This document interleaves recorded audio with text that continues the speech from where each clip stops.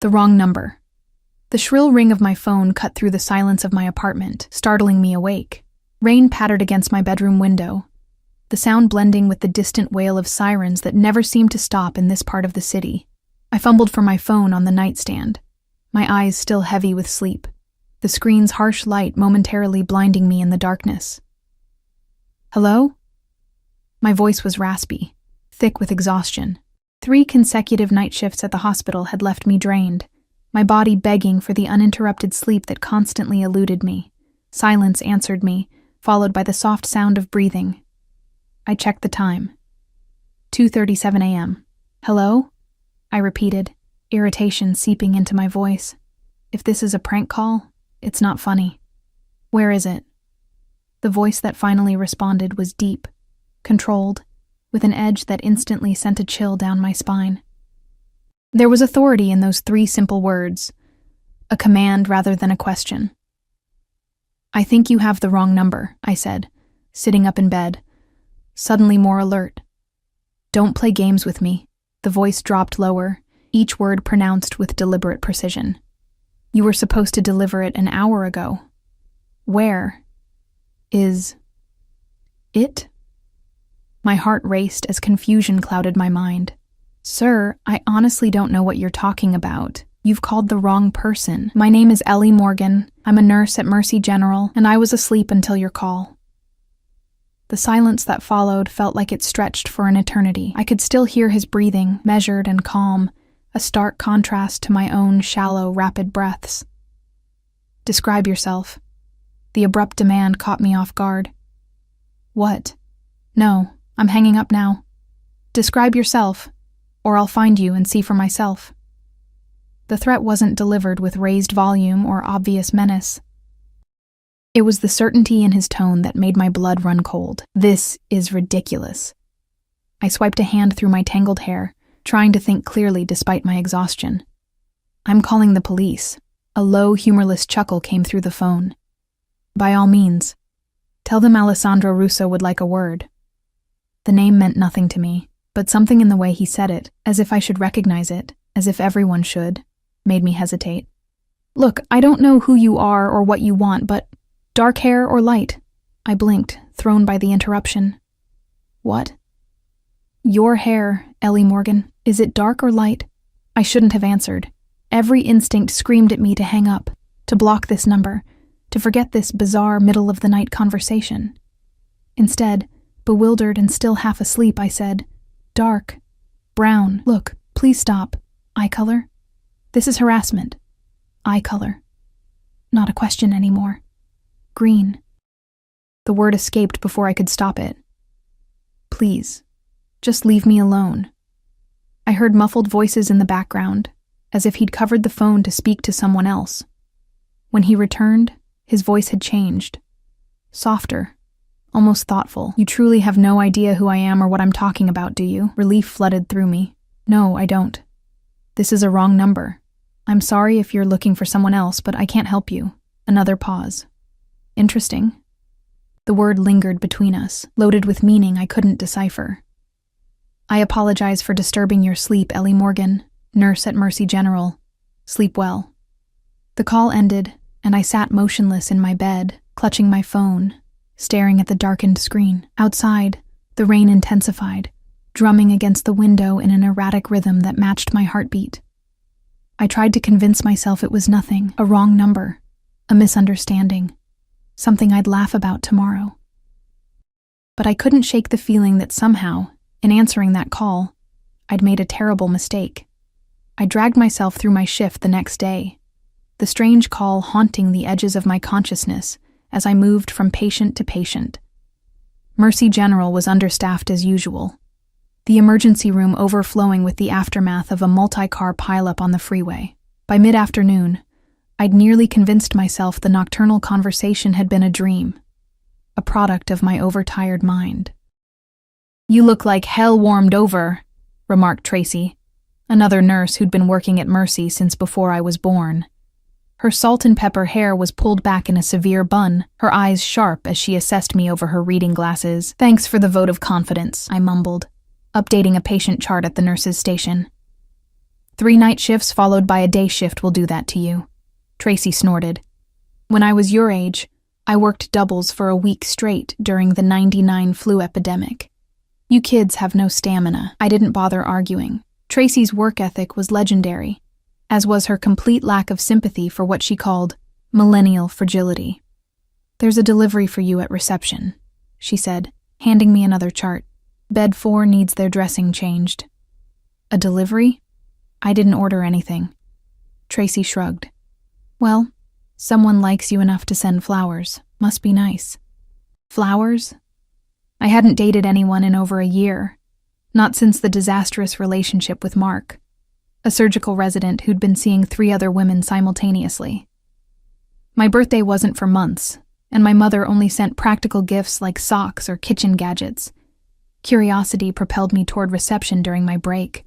The bouquet waiting for me was massive, a dramatic arrangement of dark red roses and white lilies that must have cost a fortune.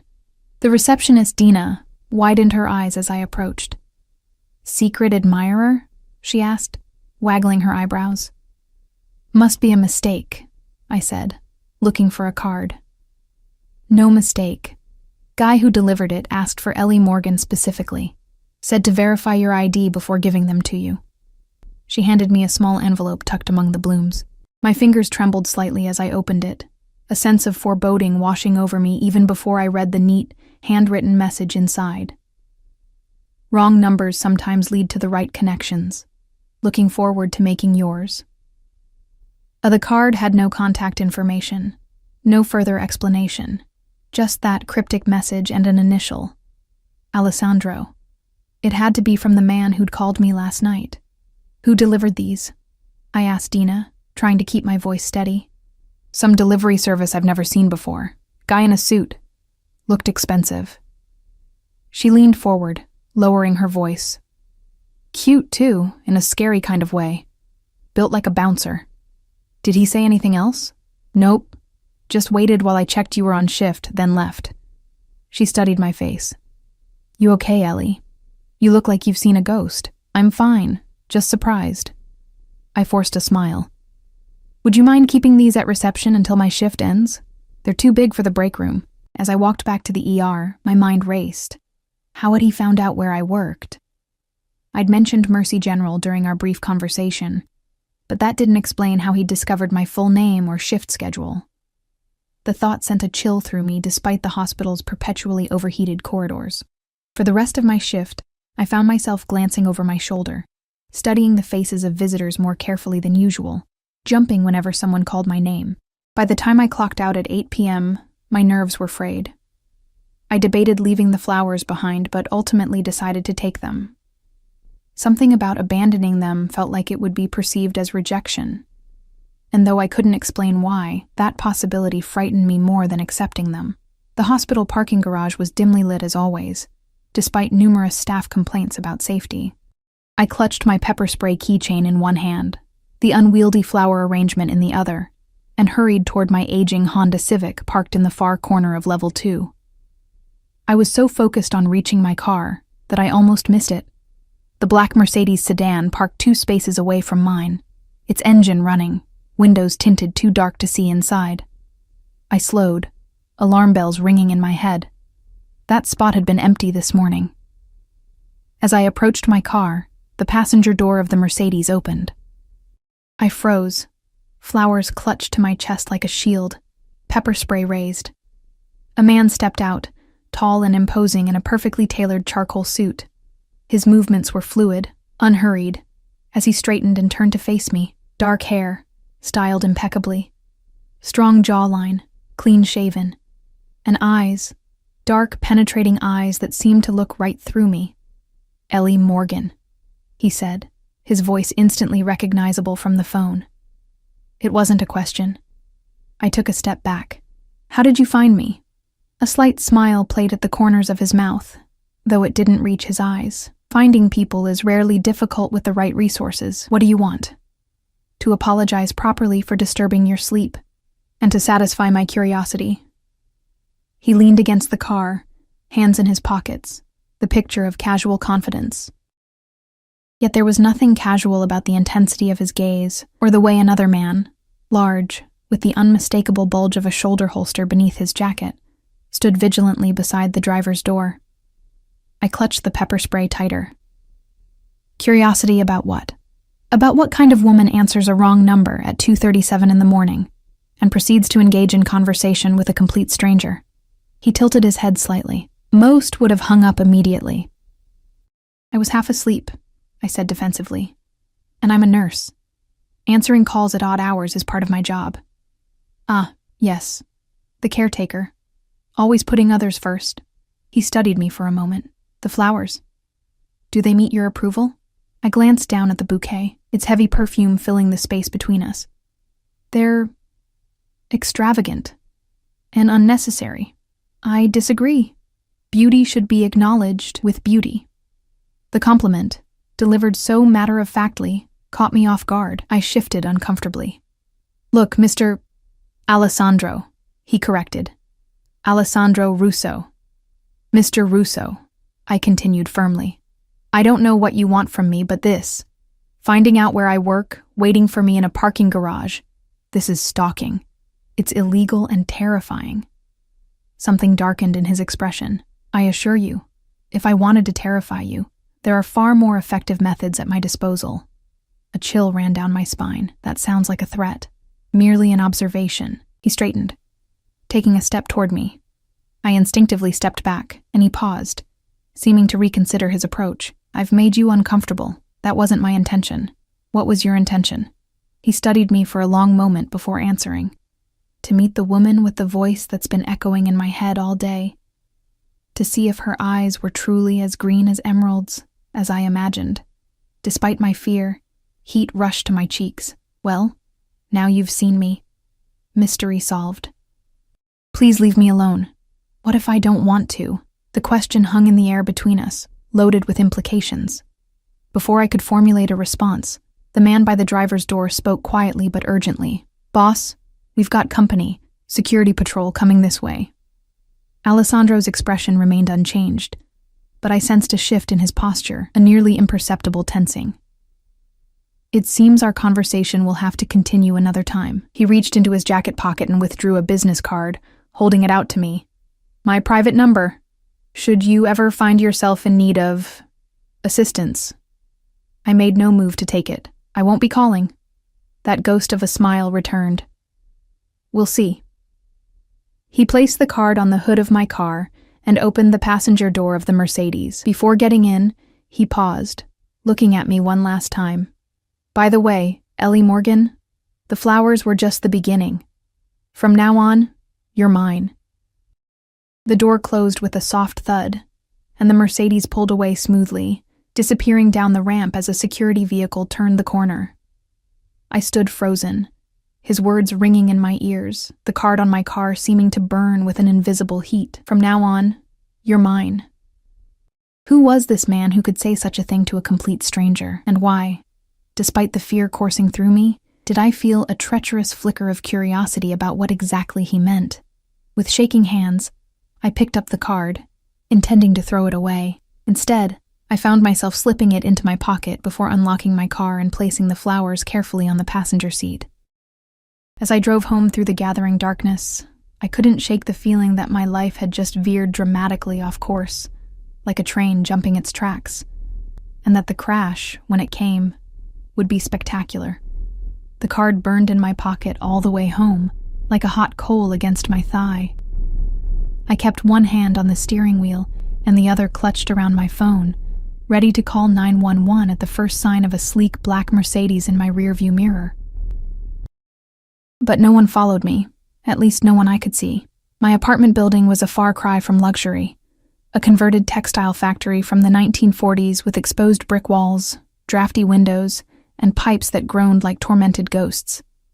But the rent was affordable on a nurse's salary, and the massive windows flooded my small space with light during the day. At night, though, those same windows made me feel exposed, visible to anyone who might be watching from the darkness outside. I triple-checked the locks on my door before setting the flowers on my kitchen counter. They seemed out of place in my modest apartment, too opulent, too perfect, like Alessandro himself had seemed against the dingy backdrop of the hospital parking garage. From now on, you're mine. The words replayed in my mind as I changed out of my scrubs and into sweatpants and an oversized t-shirt. What kind of man said something like that to a woman he'd just met? A dangerous man. A powerful man. A man used to getting exactly what he wanted. Alessandro Russo. The name still meant nothing to me, but the way he'd carried himself, the silent bodyguard, the expensive car, all screamed money and influence. I pulled out my laptop and typed his name into the search bar, my curiosity overcoming my better judgment. The results were surprisingly sparse for someone who carried himself with such importance. A few mentions in business journals about real estate holdings, a photo at a charity gala from 3 years ago, and a brief mention in an article about emerging forces in the city's economic landscape. Nothing that explained why the mere mention of his name was supposed to deter me from calling the police. I clicked on the charity gala photo. There he was, immaculate in a tuxedo, his arm around a willowy blonde whose smile seemed forced. His own expression was inscrutable, eyes focused somewhere beyond the camera, as if his mind were on more important matters. The caption identified the woman as Sofia Valentini, daughter of retired businessman Victor Valentini. Something about the names triggered a vague memory. I searched for Victor Valentini and found considerably more information, including a decade-old article about his retirement following federal investigations into money laundering and suspected ties to organized crime. The charges had been dropped due to insufficient evidence. My blood ran cold. The pieces clicked into place with terrifying clarity. The authority in Alessandro's voice. The bodyguard. The way he'd said his name as if I should recognize it. Mafia. He had to be connected to the Mafia.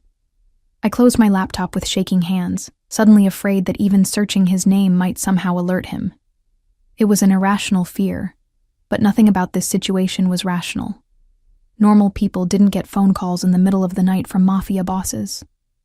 Normal people didn't have dangerous men waiting for them in parking garages, claiming ownership over them after a single meeting. But nothing about my life had been normal since my parents died in the house fire when I was 19, leaving me alone in the world except for a mountain of medical bills that their insurance hadn't covered. I'd worked my way through nursing school, taking double shifts whenever possible, living on ramen and coffee, driven by the need to help others the way the nurses had tried to help my parents in their final hours. I'd built a life for myself out of the ashes of tragedy, a small, quiet life, but mine. The thought that this stranger could threaten that with his ominous words and intense stare filled me with equal parts fear and anger. I pulled out the business card he'd given me. It was elegantly simple, thick cream cardstock with just his name and a phone number embossed in dark ink. No company name, no title, no address. I should throw it away. I should report him to the police. I should request a transfer to another hospital, move to another apartment, change my phone number. Instead, I placed the card on my nightstand and tried to sleep, the scent of those blood-red roses drifting from the kitchen, invading my dreams with visions of dark eyes and whispered threats. 3 days passed without further contact from Alessandro Russo. No more flowers, no phone calls, no luxury cars waiting in the parking garage. I began to breathe easier, to convince myself that whatever strange fixation he'd had on me had passed. Perhaps he'd found the person he'd actually been trying to reach that night. Perhaps he'd moved on to his next obsession. I threw myself into work, picking up extra shifts to keep my mind occupied. On the 4th day, exhaustion caught up with me. I nearly administered the wrong medication to an elderly patient before Tracy noticed and stopped me. "Go home, Morgan," she said, not unkindly. "You're dead on your feet. I'll cover the rest of your shift." Too tired to argue, I thanked her and made my way to the locker room to collect my things. As I opened my locker, a small white envelope fell out. My name was written on the front in the same elegant handwriting as the card that had accompanied the flowers. My hands trembled as I opened it. Dinner, tonight. 8 p.m. A car will be waiting. A no request, no question mark. Just a command, an expectation of obedience.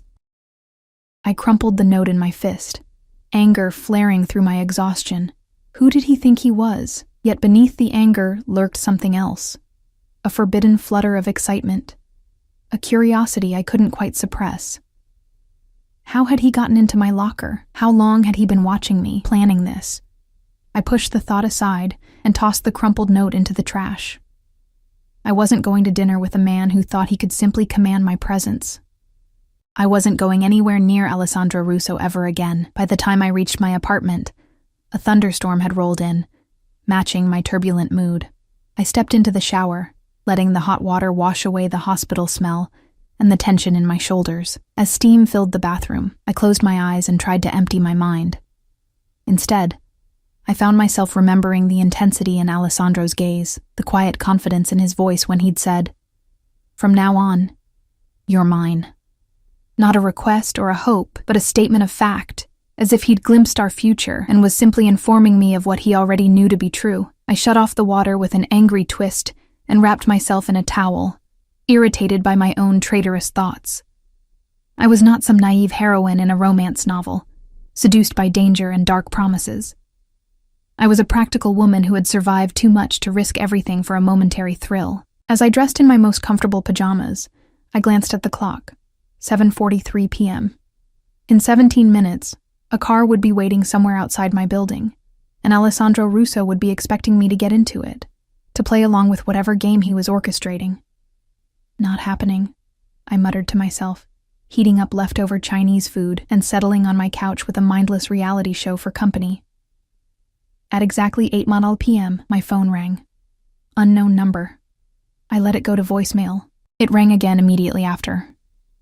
Again, I ignored it. The third time I answered, my patience evaporating. "Stop calling me. The car is waiting, Ellie."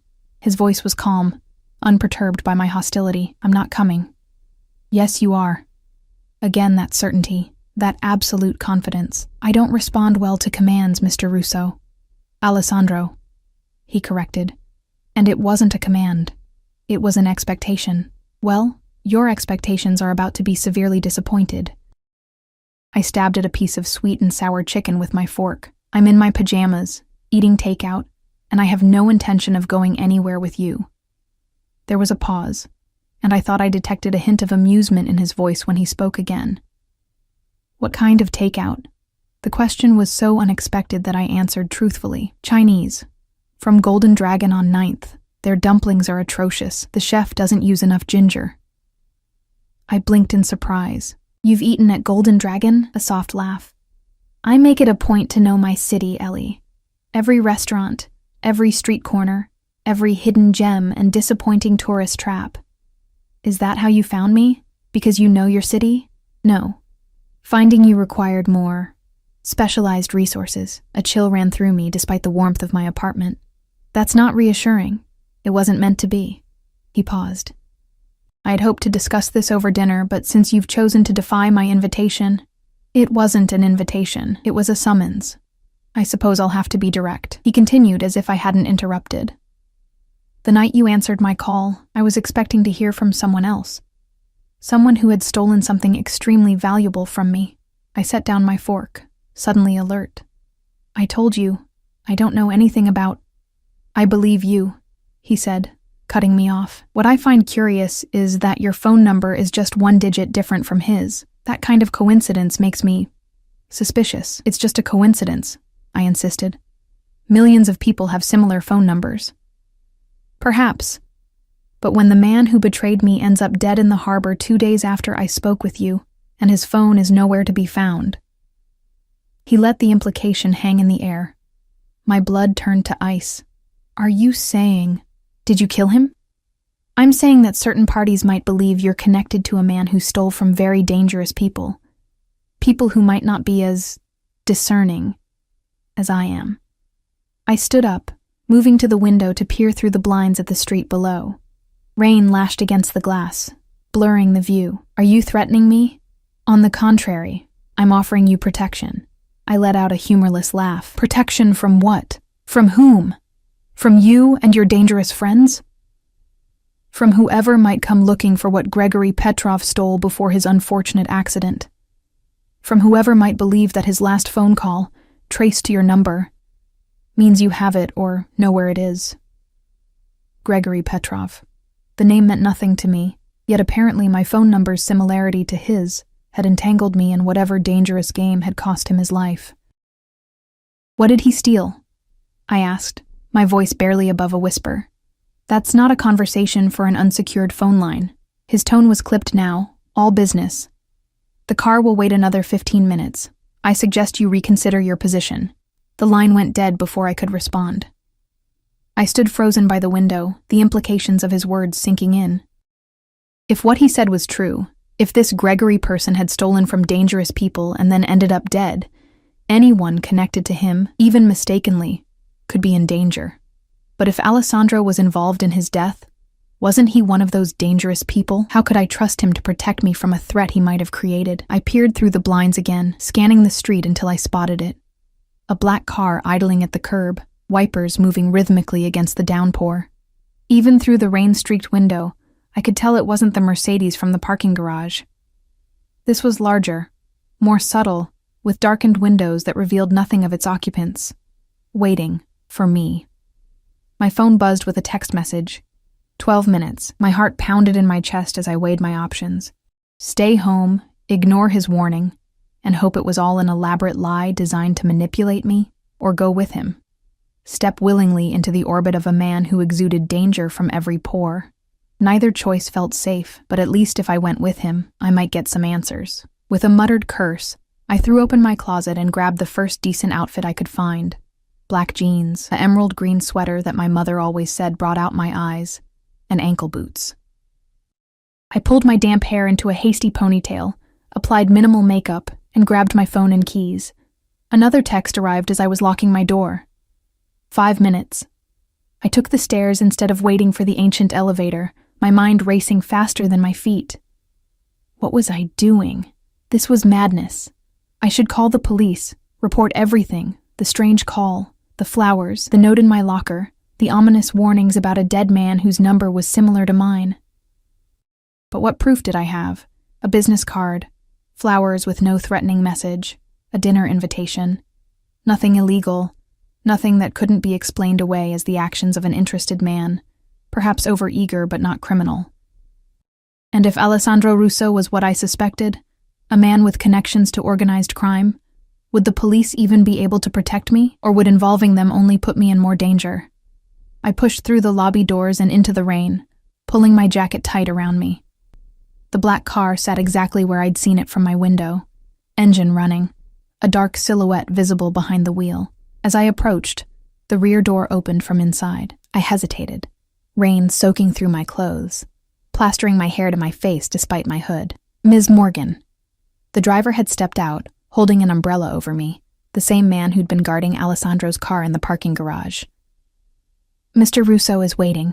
I looked past him into the darkness of the car's interior. Once I stepped inside, there would be no turning back. I would be acknowledging something I didn't fully understand, agreeing to rules I hadn't been told. If I get in this car, I said, my voice steadier than I felt, I want your word that I'll be brought home safely tonight. The driver's expression remained impassive. Mr. Russo gives you his personal guarantee of your safety. It wasn't the reassurance I wanted, but it was all I was going to get. Taking a deep breath, I ducked into the car, the door closing behind me with a soft, expensive-sounding thud. The interior was dark, illuminated only by the soft glow of the city lights filtering through rain-streaked windows. And there he was, Alessandro Russo, seated across from me, his face half in shadow, watching me with those intense eyes that seemed to miss nothing.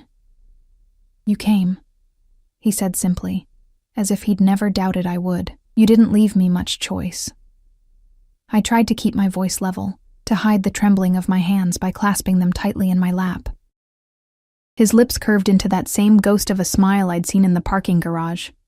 There's always a choice, Ellie. You've just made your first one. The car pulled away from the curb, carrying me into the rainy night and deeper into Alessandro Russo's world. I couldn't shake the feeling that I'd just stepped into a beautiful, gilded cage, and that the man sitting across from me held the only key. The car glided through rain-slicked streets, the silence inside broken only by the rhythmic sweep of wipers against glass. Alessandro watched me with unsettling intensity, as if cataloging every detail of my appearance. I fought the urge to fidget under his gaze. You look different with your hair up, he finally said. I touched my hasty ponytail self-consciously. I had 5 minutes to get ready. It wasn't a criticism. His eyes lingered on my exposed neck before returning to my face. Green suits you. Brings out your eyes, as I suspected it would. The compliment made me uncomfortable, not because it was unwelcome, but because of how it made something flutter in my chest despite my fear. I changed the subject abruptly. Where are we going? Somewhere private, somewhere safe. Those aren't always the same thing, I pointed out. A smile played at the corners of his mouth. Perceptive. But in this case, they are. The car turned onto the highway, heading toward the wealthier northern suburbs. Rain hammered against the roof, creating a cocoon of sound that made this strange journey feel even more surreal. Tell me about Gregory Petrov, I said, determined to keep the conversation on the reason I was here. You said he stole something from you. Alessandro's expression hardened, not from me specifically, from an associate. But the distinction is irrelevant now. Because he's dead. Yes. The bluntness of his answer chilled me. Did you kill him? Would it matter if I did? Of course it would matter, I exclaimed, anger momentarily overriding my fear. I'm sitting in a car with you. I deserve to know if you're a murderer. He studied me for a long moment, his face unreadable in the shifting shadows. I didn't kill Gregory Petrov, but I can't say I mourned his passing. What did he steal that was so important? Information. The kind that could destroy lives. Blackmail material? Of a sort. He reached into an interior compartment and withdrew a crystal decanter and 2 glasses. Drink? I shook my head. I want to keep my wits about me. That ghost of a smile appeared again. Smart girl. I'm not a girl. I'm 30 years old. A woman, then. He poured himself a measure of amber liquid. A beautiful, intelligent woman who answers wrong numbers in the middle of the night and walks into danger with her eyes wide open. I didn't walk into danger. I was dragged into it by your phone call. He took a slow sip of his drink. Fate has interesting ways of bringing people together. This isn't fate. This is a mistake. A coincidence of phone numbers. I don't believe in coincidences, Ellie. The way he said my name sent an involuntary shiver down my spine. Everything happens for a reason. I looked out the window, trying to determine where we were. The city lights had fallen away, replaced by the darkness of what appeared to be a wooded area. Unease crept up my spine. You said we were going somewhere safe. We are. He nodded toward the windshield, where massive wrought iron gates were swinging open to admit our vehicle. Beyond the gates stretched a long, winding driveway, flanked by perfectly manicured trees. At the end stood a mansion that looked like something out of a Gothic novel. All stone and angles, windows glowing with warm light against the stormy night. This is your house? I asked, unable to keep the awe from my voice. One of them. The car stopped under a covered portico. Before the driver could open my door, Alessandro was there, offering his hand. I hesitated before taking it, startled by the warmth of his skin against mine, by the strength in his fingers as they closed around my hand. The main entrance was guarded by 2 men in dark suits, who nodded respectfully as Alessandro led me inside. The foyer was cavernous, with a sweeping staircase and marble floors that echoed with our footsteps. Art that looked museum-worthy adorned the walls, and a crystal chandelier cast rainbows across the space. This way, Alessandro said, guiding me with a light touch at the small of my back that burned through the fabric of my sweater. We passed through several rooms, each more opulent than the last, until we reached what appeared to be a study. A fire crackled in a massive stone fireplace, casting dancing shadows across leather-bound books that lined the walls. 2 wingback chairs faced the hearth, a small table between them set with a silver tray. Please, sit. Alessandro gestured to one of the chairs. Are you hungry? I imagine your Chinese takeout was interrupted. As if on cue, my stomach growled. I hadn't eaten more than a few bites before his call. A little, I admitted. He pressed a button on the wall, and within minutes, a woman in a simple black uniform appeared. Bring us dinner in here, Margot, and tea for Ms. Morgan. She nodded and disappeared without a word. I sank into the chair, its leather soft and worn in a way that suggested generations of use. The heat from the fire warmed my rain-chilled skin, making me aware of how damp my clothes still were. You must have questions, Alessandro said, taking the seat opposite me. Dozens, I replied, starting with why you brought me to your home instead of a restaurant. Restaurants have ears, waiters, other diners, staff who can be bribed or threatened. He steepled his fingers. What we need to discuss requires absolute privacy. And what exactly do we need to discuss? His dark eyes reflected the firelight. Your safety, and what it will cost. A chill ran through me despite the warmth of the room. Cost? Everything has a price, Ellie. Protection, most of all. The woman, Margot, returned with a tray laden with covered dishes, which she arranged on the table between us. She poured tea into a delicate porcelain cup for me and whiskey into a crystal tumbler for Alessandro before departing as silently as she'd arrived. I lifted the silver cover from my plate to find a perfectly seared steak, roasted vegetables, and potatoes arranged with the precision of fine dining. Steam rose from the food, carrying mouth-watering aromas that reminded me how hungry I truly was. Eat, Alessandro said, uncovering his own identical meal. We'll talk after. Despite my apprehension, I couldn't resist the food. We ate in silence, the only sounds the crackling fire and the clink of silverware against china. Alessandro moved with the easy grace of a man accustomed to luxury, to having his every need anticipated and met without having to ask. When we'd finished, Margot reappeared to clear the dishes, leaving fresh tea and whiskey in her wake. Only when the door closed behind her did Alessandro speak again. Gregory Petrov worked for an associate of mine for 5 years. He had access to sensitive information, client lists, financial records, evidence of certain transactions that would interest the authorities. He swirled the amber liquid in his glass. 3 weeks ago, he disappeared, along with a hard drive containing all of this information. And this associate is someone who prefers to remain nameless, someone who trusted Petrov and was betrayed.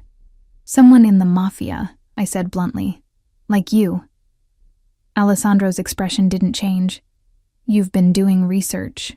Enough to know that the name Valentini is connected to organized crime, and that you were photographed with Sofia Valentini, Victor's daughter, my ex-fiancé. He took a sip of his whiskey. Our engagement ended 2 years ago. This new information took me by surprise. I didn't realize that I was capable of normal human relationships. There was a hint of bitterness in his tone. I assure you, I am, or was. Sophia decided the life I could offer wasn't worth the complications that came with it. I studied his face, trying to reconcile the dangerous man who'd waited for me in a parking garage with someone who had experienced heartbreak. I'm sorry. Don't be. It was for the best. He set down his glass. But we're not here to discuss my past relationships. No, we're here because a dead man had a phone number similar to mine, and now you think I'm in danger. I know you're in danger. The certainty in his voice sent a chill through me. 2 days ago, someone broke into Petrov's apartment. It had already been searched by my people, but whoever came after found something we missed. A piece of paper with your phone number written on it. My breath caught. That doesn't make any sense. I never met this man. Why would he have my number? That's what I intend to find out. Alessandro leaned forward, his eyes intense in the firelight. But until we do, you need protection. My protection.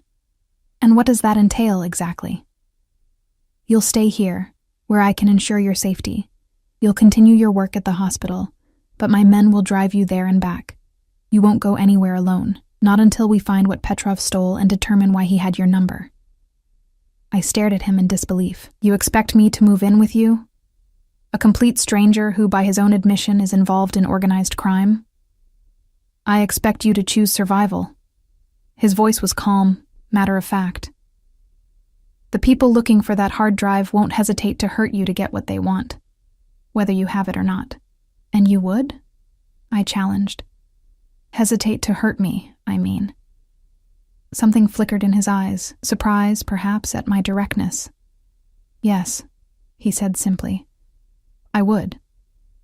Why? You don't know me. I know enough. He stood abruptly, moving to a desk in the corner of the room. From a drawer, he withdrew a folder, which he handed to me. See for yourself. With trembling fingers, I opened it. Inside was what appeared to be a dossier on me. My birth certificate, college transcripts, employment records, medical history, even photos of me at various ages. The most recent was from just last week, showing me leaving my apartment building in the early morning, coffee cup in hand, unaware of being watched. Horror and violation washed over me. "How dare you?" I whispered, closing the folder and shoving it away from me. "How dare you invade my privacy like this?" I needed to know who I was dealing with. He reclaimed the folder, returning it to the desk, and I found someone remarkable. A woman who lost her parents in a tragic fire at 19, who worked her way through nursing school despite crippling debt, who chose a profession dedicated to helping others. Each word was like a physical blow, a reminder of how completely this stranger had invaded my life. Stop it. Someone who visits her parents' graves every month with fresh flowers, who volunteers at a children's hospital on her days off, who hasn't been in a relationship since a surgical resident named Mark Hunter betrayed her trust over a year ago. Tears burned in my eyes. I said, "Stop it!" To my surprise, he did. He returned to his chair, giving me space to collect myself. When he spoke again, his voice was quieter. "I'm not trying to hurt you, Ellie. I'm trying to show you that I've been thorough in my assessment, that I know exactly who I'm offering to protect." I wiped angrily at a tear that had escaped. "And what's the price for this protection? You said everything has a cost." "Yes." He studied me over the rim of his glass. "The cost is your trust, your complete and total trust in me." I let out a humorless laugh. "After what you just showed me? After learning you've been stalking me, investigating me, photographing me without my knowledge or consent? How could I possibly trust you? Because despite all that, I'm still your best chance at survival." He set down his glass with deliberate care. "And because I'm the only one who knows why Gregory Petrov had your number." My heart skipped a beat. "You said you didn't know." I said I intended to find out. There's a difference. He reached into his jacket pocket and withdrew a small photo, which he placed on the table between us. "Do you recognize this man?" I picked up the photo, studying the face of a middle-aged man with thinning hair and sharp features. Something about him seemed vaguely familiar, but I couldn't place him. "I'm not sure. Maybe. He could have been a patient at some point. His name is Richard Dawson. He was your father's business partner before the fire." The photo slipped from my suddenly numb fingers. "What?" "No, my father was an accountant. He worked for a firm downtown. He didn't have a business partner." Alessandro's expression remained impassive. "Your father, James Morgan, was indeed an accountant. But he also had a side business laundering money for certain organizations. Richard Dawson was his contact." The room seemed to tilt around me. "That's not possible. My father was a good man. He would never—" "People are rarely as simple as we need them to be, especially parents." There was something like sympathy in his voice now. "Your father got in over his head. When he tried to get out, to go to the authorities. The fire," I whispered, the implication hitting me like a physical blow. "Are you saying the fire wasn't an accident?" Alessandro's silence was answer enough. The world as I had known it shattered around me, reconstructing itself into something darker, more sinister. All these years, I'd believed my parents had died in a tragic accident. Faulty wiring, the investigators had said. An old house with outdated electrical systems. Bad luck. "No," I said, standing so quickly that my chair scraped against the wooden floor. "No, I don't believe you. This is some kind of sick manipulation. You're making this up to control me. I have no reason to lie to you, Ellie." He remained seated, watching me with those dark, inscrutable eyes. "And every reason to tell you the truth. Gregory Petrov worked for Richard Dawson. The hard drive he stole contains evidence of decades of financial crimes, including the money transfers to the man who set the fire that killed your parents." My legs gave out beneath me, and I sank back into the chair. "Why would he have my number? Because you're the daughter of James Morgan. Because someone, possibly Dawson himself, might believe that your father told you something before he died, something that could lead to the missing hard drive." "But he didn't," I said, my voice breaking. "The last thing my father said to me was, 'Good night, sweetheart.' When I left for my evening class, there were no secrets, no hidden messages. Perhaps not consciously, but you might know something without realizing its significance. Alessandro leaned forward, his gaze intense. Think, Ellie. Did your father ever mention names? Places? Did he give you anything to keep safe? I shook my head, struggling to process this tsunami of revelations. No, nothing like that. He was just Dad. He helped me with my homework. He took me fishing on Sundays.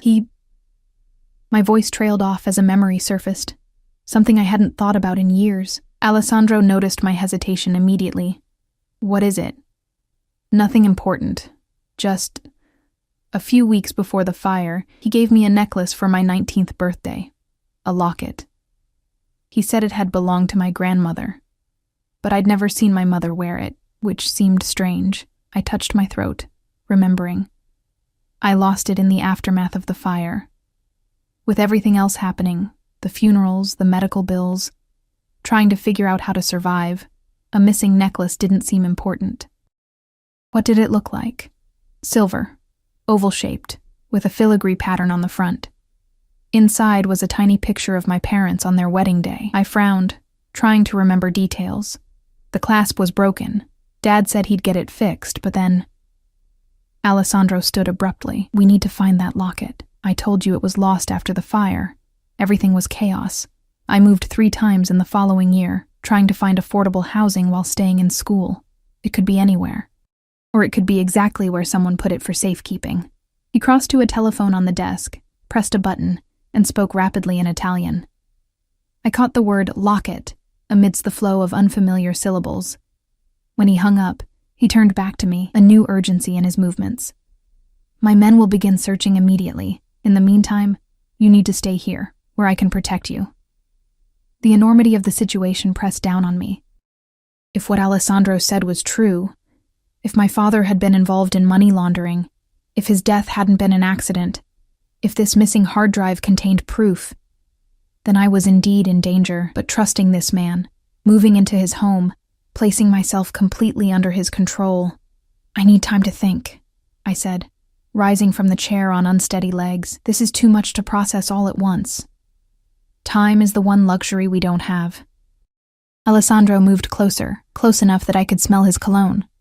Something subtle and expensive with notes of sandalwood and amber. Whoever is looking for that hard drive now knows about you. They've already connected you to Petrov through your phone number. It's only a matter of time before they find you. How do I know you're not one of them? That this isn't some elaborate scheme to use me to find this mysterious locket that may or may not contain something valuable? His jaw tightened. You don't. That's the price I mentioned. Trust. You have to decide right now whether to trust me or not. That's not fair, I whispered, tears threatening again. You've had weeks to investigate me, to learn everything about me. I've known you for less than a week. Life isn't fair, Ellie. He reached out, gently brushing a tear from my cheek with his thumb. The simple touch sent electricity through me, confusing and unwelcome. If it were, your parents would still be alive, and we would never have met. I pulled away from his touch, needing space to think clearly. If I stay here, I need guarantees. I keep my job. I come and go as I please, with your security if necessary. And I want my own space, my privacy. All reasonable requests, he nodded. Though I must insist on approving your movements in advance, for security purposes. And when this is over, when you find what you're looking for, I get my life back, completely. You disappear from it as if you never existed. Something flickered in his eyes then, a darkness, a possessiveness that made my breath catch. Is that truly what you want? Before I could answer, the study door burst open. The driver who had brought us here rushed in, his normally impassive face tight with urgency. Boss, he said, his eyes flicking to me and then back to Alessandro. We have a situation. Your apartment in the city, it's been compromised. Alessandro's entire demeanor changed in an instant, a predatory stillness coming over him. Explain. The security system was disabled 7 minutes ago. Team 2 responded and found signs of forced entry. The place has been torn apart. Casualties? None of ours. There's a body, male, approximately 35, single gunshot wound to the head. Not one of the usual players. ID says Robert Collins, but we're checking if it's legitimate. The name meant nothing to me, but Alessandro's expression darkened further. Facial recognition? Running now. Preliminary results suggest a connection to the Kazan group. Alessandro swore under his breath in what sounded like Italian. Lock down the estate. Double the perimeter guards. No one enters or leaves without my direct authorization. He turned to me, his expression grim. It seems your decision has been made for you. They're moving faster than I anticipated. Fear clutched at my throat as the reality of the situation hit me. This wasn't a game or an elaborate manipulation. People were dead. My parents, Gregory Petrov, this unknown man at Alessandro's apartment. And somehow, impossibly, I was connected to it all through a wrong number and a lost locket. What do we do now? I asked, hating the tremor in my voice. Alessandro's eyes met mine, dark and determined. We find that locket before they do, and I keep you alive, no matter what it takes. In that moment, standing in the firelit study of a mansion belonging to a man I barely knew, surrounded by dangers I was only beginning to understand, I made my choice. Not because I trusted Alessandro Russo, but because I had no other option. I was now irrevocably entangled in his dangerous world, and the only way out was through. Alessandro moved with swift, controlled precision, issuing orders in rapid Italian through his phone as he led me from the study. The driver, whose name I learned was Marco, followed close behind, his hand resting on the gun holstered beneath his jacket. "Where are we going?" I asked, struggling to keep pace with Alessandro's long strides. "Somewhere even more secure." He guided me through a maze of corridors until we reached what appeared to be a dead end. Alessandro pressed his palm against a wood panel, which slid silently open to reveal a modern elevator. Few people know this part of the house exists. The elevator descended smoothly, opening onto a space that looked nothing like the old-world opulence of the mansion above. This was sleek, modern, all concrete and glass and stainless steel, a bunker designed with both luxury and security in mind. "My private quarters," Alessandro explained, noting my surprise. "The house above maintains certain expectations. For someone in my position, this is where I actually live." It was a stunning space, open concept, with one wall entirely made of glass that looked out onto an underground courtyard. A waterfall cascaded down a stone wall, illuminated by soft lighting that made the water shimmer like liquid silver. "It's beautiful," I admitted, momentarily distracted from my fear. Beauty and security need not be mutually exclusive. Alessandro's phone rang, and he answered it, speaking again in rapid Italian before hanging up. "Marco, prepare the surveillance feeds. I want eyes on every approach to the estate." Marco nodded and moved to a wall of screens, fingers flying over a keyboard. Alessandro turned to me. "We need to talk about the locket. I've told you everything I remember," I said, sinking onto a minimalist sofa. The events of the evening had left me drained, the adrenaline beginning to ebb. It was silver, oval-shaped, with a filigree pattern. Nothing special. Was there anything unusual about it? Anything that seemed out of place or odd? I closed my eyes, trying to recall details of an object I hadn't seen in over a decade. It was heavier than it looked, and the back had some kind of pattern engraved on it. Not decorative, more like... I frowned, struggling to visualize it. More like numbers or letters. I assumed it was the maker's mark. Alessandro exchanged a glance with Marco. "Did you ever open it, apart from seeing the photograph inside?" "Of course. It was a locket." I paused, remembering something. "Wait. The photo wasn't glued in like you'd expect. It was in a tiny frame that could be removed. I took it out once to look at it more closely." "And behind the photo?" Alessandro's intensity had ratcheted up several notches. I shook my head. "Nothing, just the empty space." "Are you certain?" He moved closer, his dark eyes fixed on mine. "Think carefully, Ellie. Was there anything at all behind the photo?" The intensity of his gaze made it hard to concentrate. Wait. A memory surfaced, dim with age but suddenly relevant. There was a small piece of paper tucked behind the photo. I thought it was just padding to keep the picture from rattling around. I never pulled it out. Alessandro straightened, excitement barely contained behind his controlled exterior. That could be it. Your father may have hidden account numbers, passwords, or coordinates on that paper. He turned to Marco. Expand the search parameters. Check safety deposit boxes in her parents' names, storage units, anywhere that might be accessed with a code or key. Marco nodded and stepped away to make a call. I still don't understand, I said, wrapping my arms around myself. If my father was involved in money laundering, why would he give me evidence that could incriminate him? To protect you. Alessandro sat beside me, close enough that I could feel the warmth radiating from him. If he was planning to go to the authorities, he would have known the risk. The locket was insurance, proof that could corroborate his testimony if something happened to him, and something did happen to him. My voice cracked. He and my mother both died because he wanted to do the right thing, yes. Alessandro didn't sugarcoat it, didn't offer false comfort. Your father made dangerous enemies. The same enemies who are now looking for that hard drive. And for you. I closed my eyes, overwhelmed. All these years I thought it was an accident. Random, senseless bad luck. Would knowing the truth have changed anything? His question was surprisingly gentle. Would it have brought them back? No, but... I looked at him, sudden realization dawning. Your family, the Russos, were they... No. He shook his head firmly. My family had no connection to your father's death. The organization he worked for was a rival operation, one that my father had been trying to dismantle for years. Your father? I hadn't considered that Alessandro's position might be inherited. Is he... dead, 6 years ago? Something flickered in his eyes, old pain. Carefully controlled. He was poisoned at a meeting that was supposed to be a peace negotiation. I'm sorry.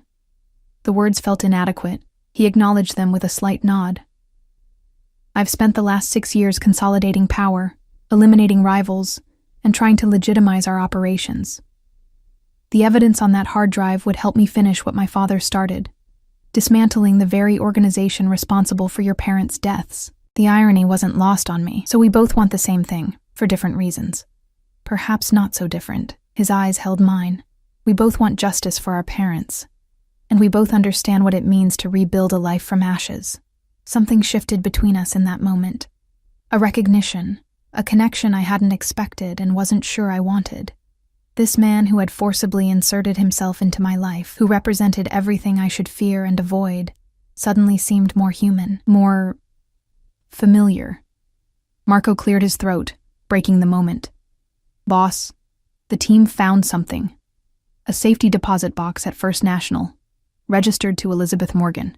He handed Alessandro a tablet. Opened 1 week before the fire. My heart raced. Elizabeth was my full name, though I'd gone by Ellie for as long as I could remember. My father opened a safety deposit box in my name, a common tactic when hiding something valuable. Alessandro studied the information on the tablet. We'll need access. I'd have to be there in person, I said. With ID. Too risky.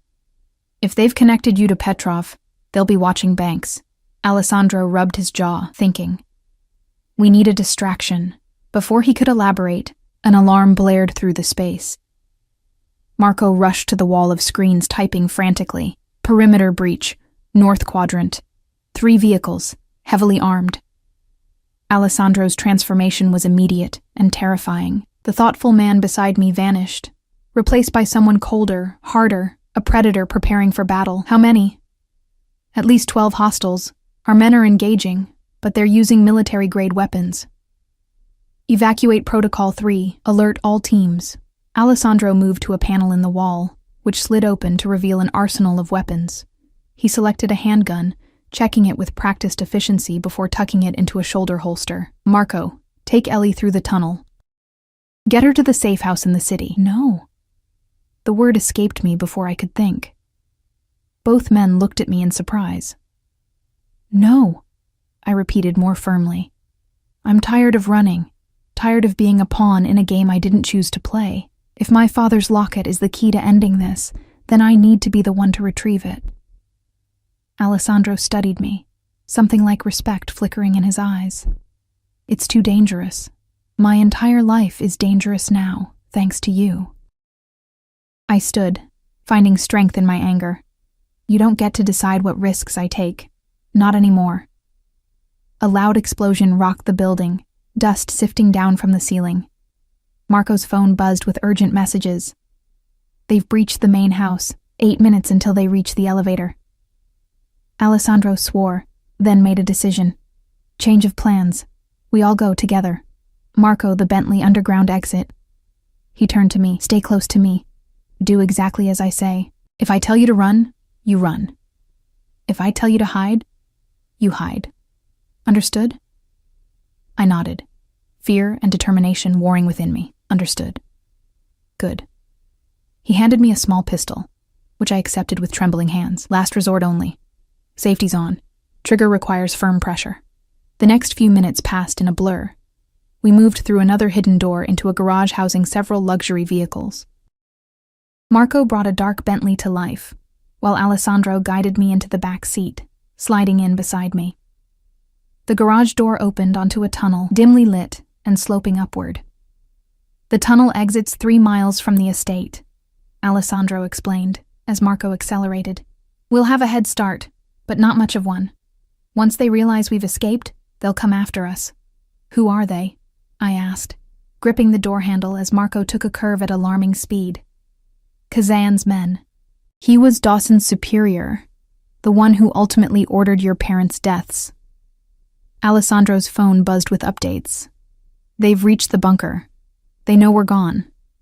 The tunnel seemed endless, the Bentley's headlights illuminating only a short distance ahead in the darkness. My mind raced, trying to process everything that had happened in the past few hours. My entire understanding of my life, my parents, had been upended. And now I was fleeing armed attackers in the company of a Mafia boss who, despite everything, seemed determined to protect me. Finally, the tunnel ended, opening onto a deserted rural road. Marco extinguished the headlights, navigating by moonlight until we reached a main highway. Only then did he turn them back on, merging seamlessly with the sparse late-night traffic. Where are we going? I asked. The bank first, Alessandro decided.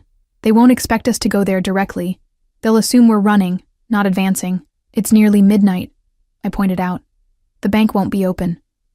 Alessandro's smile held no humor.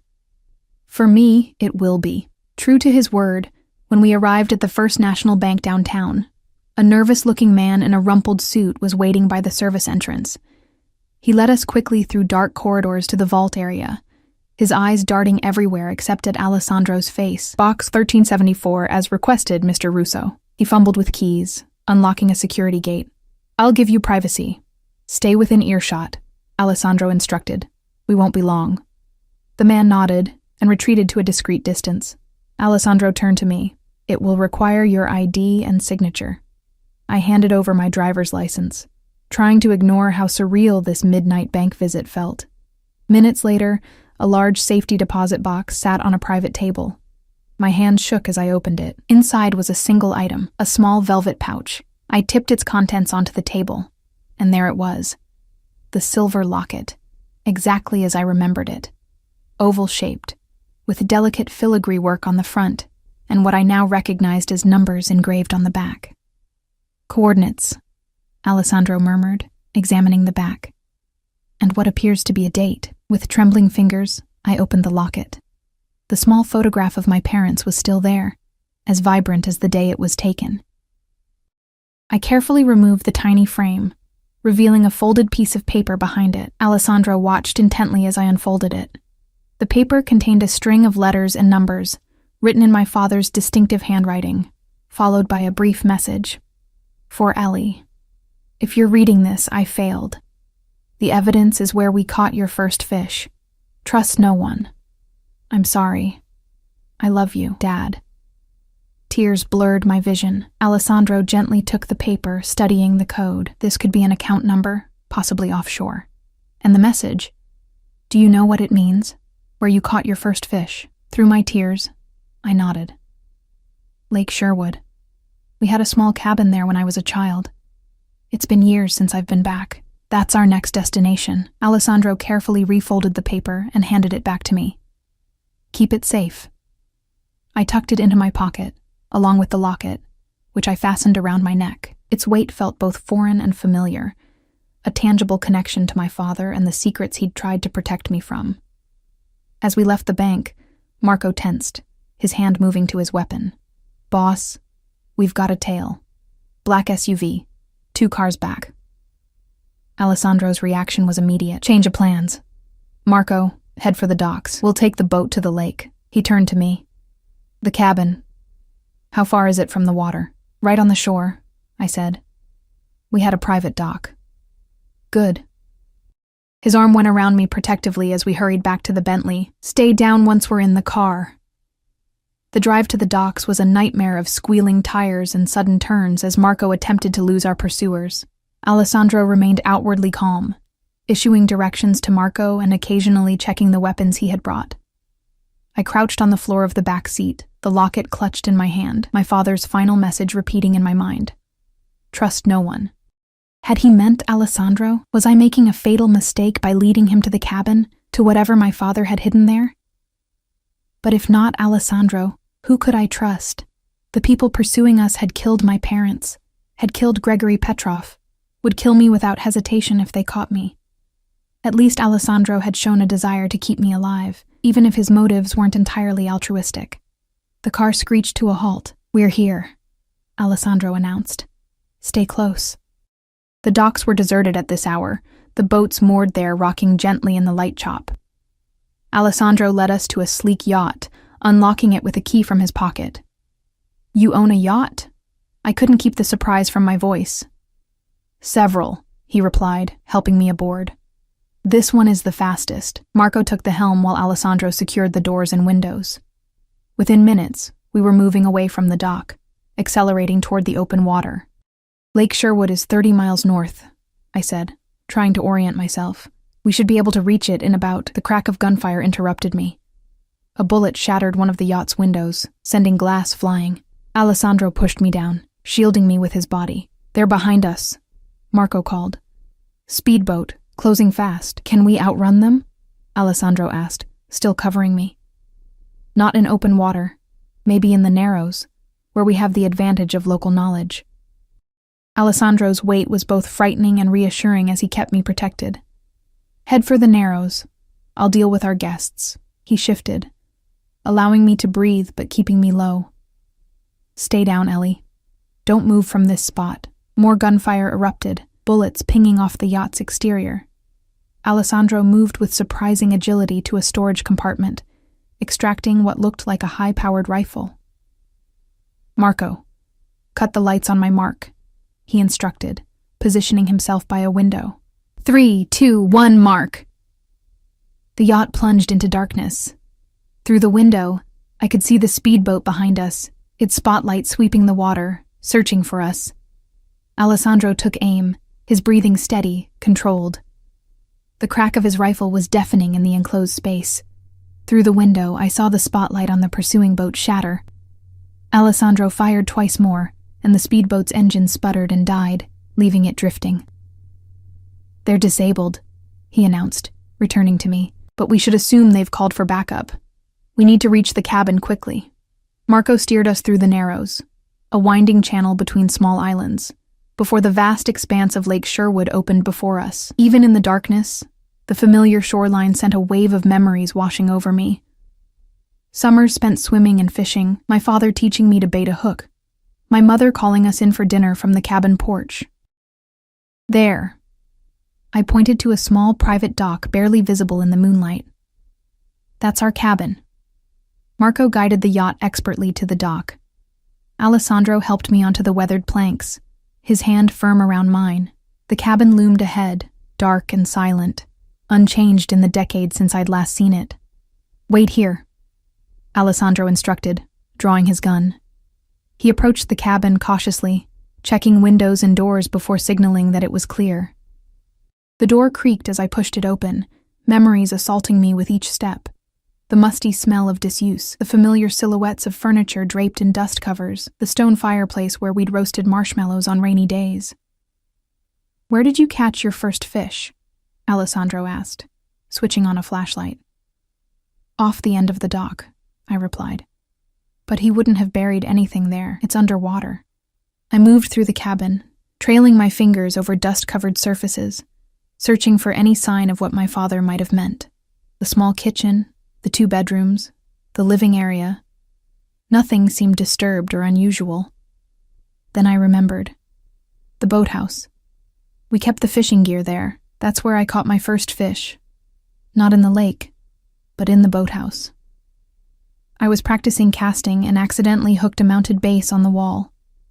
My father laughed for hours. Alessandro nodded to Marco, who took up a position by the front door, watchful. Together, Alessandro and I made our way to the small boathouse attached to the dock. The door was secured with a rusted padlock that Alessandro made quick work of. Inside, the air was thick with the smell of old wood and forgotten summers. Fishing rods stood in a corner, cobwebs connecting them like gossamer threads, and on the wall, exactly as I remembered, hung the mounted bass, my first accidental catch. "There," I pointed, "behind that fish. That has to be it." Alessandro lifted the heavy mount from its hook, revealing a small metal safe embedded in the wall. A combination lock secured it. The numbers on the locket, I realized, pulling it from my neck. They must be the combination. With trembling fingers, I dialed the sequence engraved on the back of the locket. The safe clicked open, revealing a waterproof case inside. I removed it, feeling the weight of whatever was contained within.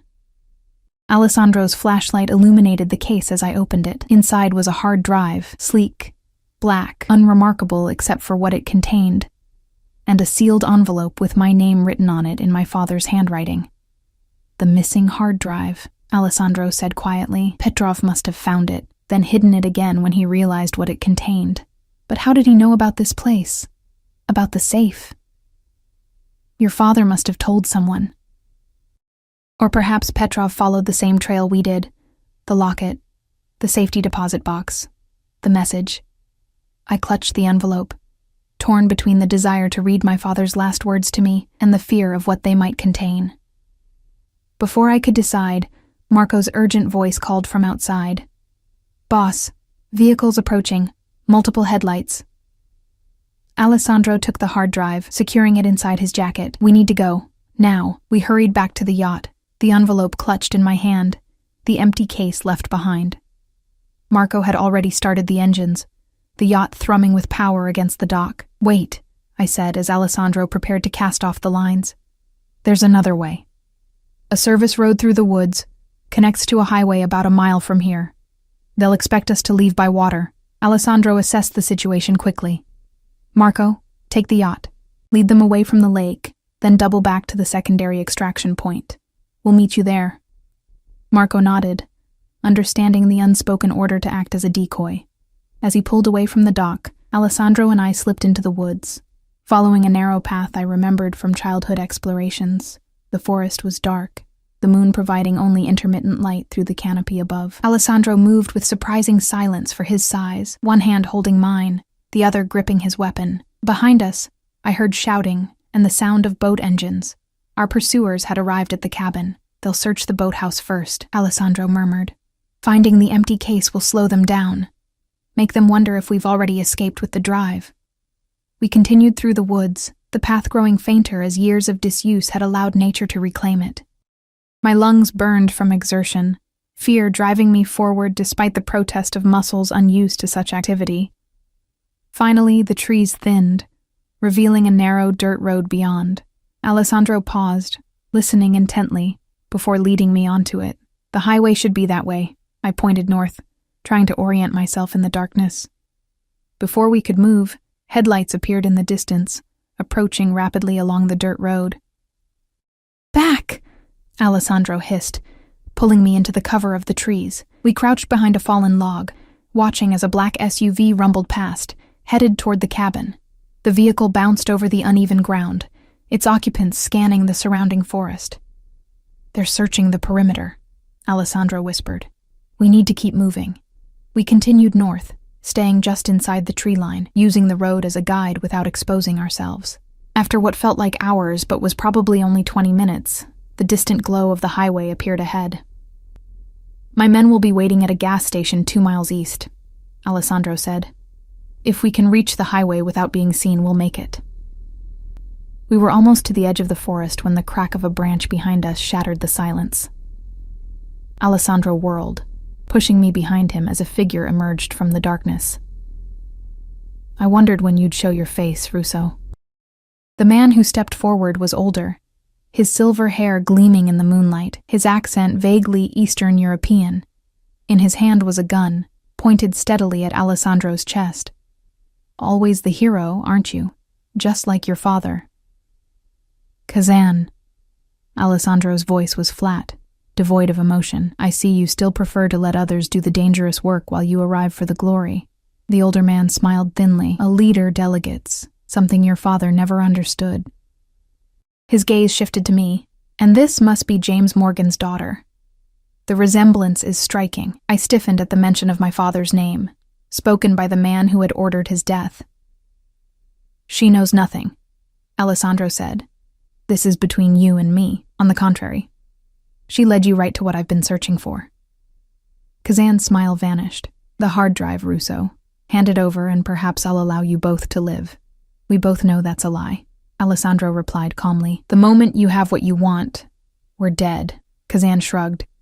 Then you have nothing to lose by cooperating, do you? My mind raced, desperately searching for a way out. Alessandro stood between me and Kazan, his body tense, but his voice controlled. I could feel the envelope from my father crumpling in my clenched fist. If I give you the drive, Alessandro said slowly, I want your word that she walks away. She disappears, lives her life, never to be bothered by you or your organization again. Alessandro, no, I whispered, horrified by his apparent willingness to sacrifice himself. He ignored me, keeping his attention focused on Kazan. Do we have a deal? Kazan seemed to consider it. You always were soft, Russo, like your father. Sentiment is a weakness in our business. He nodded. Very well. The girl walks away, you give me the drive. A fair exchange. Swear it, Alessandro demanded. Swear on your honor, what little you have. You question my honor? Kazan's face darkened. I swear it. Now the drive. Slowly, Alessandro reached inside his jacket, extracting the hard drive. He held it up, the small device catching the moonlight. Let her go first. Kazan gestured with his gun. Girl, start walking toward the highway. Don't look back. I remained frozen, unwilling to leave Alessandro to die. He turned slightly, his eyes meeting mine, filled with an emotion I couldn't name. Go, Ellie. Live your life. Remember what I told you that first night. From now on, you're mine. No matter what happens, no matter where you go, a part of you will always belong to me. As a part of me will always belong to you. The unexpected tenderness in his voice stunned me. This wasn't just about protection or the hard drive anymore. Somehow, in the chaos of the past few days, something had changed between us, a connection forged in danger and shared purpose. I won't leave you, I said firmly. How touching, Kazan sneered. But ultimately futile. The drive, Russo. Now, or I kill her first and take it from your corpse. With deliberate slowness, Alessandro extended his arm, the hard drive in his open palm. Kazan stepped forward to take it, his gun never wavering from its aim at Alessandro's chest. In that moment, several things happened at once.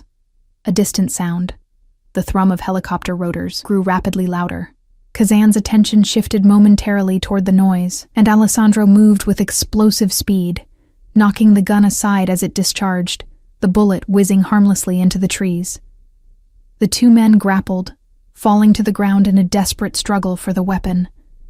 I stood paralyzed, the father's envelope still clutched in my hand, as the sounds of their fight filled the clearing. A second shot rang out. Both men went still. Alessandro! I rushed forward, terrified of what I would find. He rose from the ground, breathing heavily, a bloody gash across his cheekbone, but otherwise unharmed. At his feet lay Kazan, unmoving, a dark stain spreading across his chest. The helicopter was directly overhead now, a spotlight cutting through the darkness to illuminate the clearing. Alessandro took my hand, pulling me close as figures in tactical gear rappelled down, weapons at the ready. Boss. One of them acknowledged Alessandro with a nod. Perimeter secure. Marco made it to the extraction point. We have vehicles waiting on the highway. Alessandro kept his arm around me, his body still tense. Kazan. The operative checked the fallen man. Dead. A complex mix of emotions crossed Alessandro's face: satisfaction, regret, weariness. He looked down at the hard drive still clutched in his hand, then at me. "It's over," he said softly. "Or it can be, if that's what you want." I stared at him, struggling to process everything that had happened. "What do you mean?" "I made you a promise. When this was over, you could have your life back. I would disappear as if I never existed." His dark eyes held mine. "Is that still what you want?" Before I could answer, I remembered the envelope in my hand. My father's last words to me. With trembling fingers, I broke the seal and unfolded the letter inside, reading by the harsh light of the helicopter's spotlight. "My dearest Ellie, if you're reading this, then my attempts to make things right have failed. I've made terrible mistakes, trusted the wrong people, and now those mistakes threaten to destroy the only thing that truly matters to me, you. The evidence on the drive will expose Kazan and his entire organization, including Richard Dawson, my former partner. I was blind to what they were really doing until it was too late. When I discovered the truth, that they were using my accounting skills to launder money for human trafficking, drugs, and weapons, I knew I had to stop them. I've hidden the drive, where only you would think to look for it. Trust no one with this information except one man, Antonio Russo, or his son, Alessandro. The Russo family has been fighting Kazan for years. They are not saints, Ellie, but they have a code, a honor that Kazan lacks. Forgive me for the danger I've put you in. Forgive me for the lies. Know that everything I did out of love for you and your mother. Find Alessandro Russo. Trust him with your life, as I would have trusted his father with mine. I love you. Always. Dad." I looked up from the letter, tears streaming down my face, to find Alessandro watching me intently. "You knew," I said. "You knew my father trusted yours." He nodded slowly. "I suspected. When Petrov stole the drive and was found with your number, I hoped it meant what I thought it did, that your father had left instructions pointing to the Russo family. Why didn't you tell me? Would you have believed me? Would you have trusted a stranger claiming your father had allied himself with another crime family?" His voice was gentle. "I needed you to make your own choice, Ellie, to decide for yourself who to trust." I looked down at my father's letter, then at the man before me, dangerous, powerful, but also the man who had protected me, who had offered to sacrifice himself for me. The man my father had trusted. "What happens now?" I asked. "With the drive? With Kazan's organization?" "Now I finish what our fathers started." Alessandro's hand came up to touch my face gently. "With this evidence, I can dismantle Kazan's entire operation legally, through federal prosecutors who owe me favors. No violence, no more deaths. A clean end. And us? What happens to us?" The question hung between us, loaded with possibilities I hadn't allowed myself to consider until now. "That," Alessandro said softly, "is entirely up to you. I meant what I said before. You can walk away, return to your life, never see me again. Or, I prompted when he hesitated, "or you can choose a different path. With me." His thumb brushed away a tear on my cheek. "I won't pretend it would be simple. My world is complicated, dangerous at times, but I would protect you with my life. And perhaps together, we could build something neither of our fathers managed to achieve, a legacy that honors their sacrifice without repeating their mistakes." I thought of my quiet life as a nurse, the small apartment, the routine that had defined my existence since my parents' death. Then I thought of Alessandro, the intensity in his eyes when he looked at me, the unspoken connection that had grown between us through danger and revelation. "From now on, you're mine." I repeated his words from that first night. "Is that still what you want?" His dark eyes held mine, unflinching. "More than anything, but only if you choose it freely." In that moment, standing in a moonlit clearing with helicopter rotors thundering overhead and my father's last letter in my hand, I made my choice. Not out of fear or obligation, but out of the certainty that life had brought me to this crossroads for a reason. I reached up, my fingers tracing the scar on his cheekbone. Then I choose this path. I choose you. The smile that transformed his face was like nothing I'd seen before. Genuine, unguarded, almost boyish in its sudden joy. He pulled me into his arms, his lips finding mine in a kiss that felt like both an ending and a beginning. When we finally broke apart, breathless, he pressed his forehead to mine. "I'll spend every day making sure you never regret that choice. I'll hold you to that promise," I whispered. As we walked hand in hand toward the waiting vehicles, the hard drive secure and my father's letter safely tucked away, I felt a weight lift from my shoulders. The past, with all its secrets and lies, could finally rest. The future, uncertain as it might be, held possibilities I was ready to explore. I had answered a wrong number and found my destiny. Alessandro had claimed me as his, and now, against all odds, I had claimed him in return. From now on, we belonged to each other. And that was a beginning worth all the danger we had endured to reach it.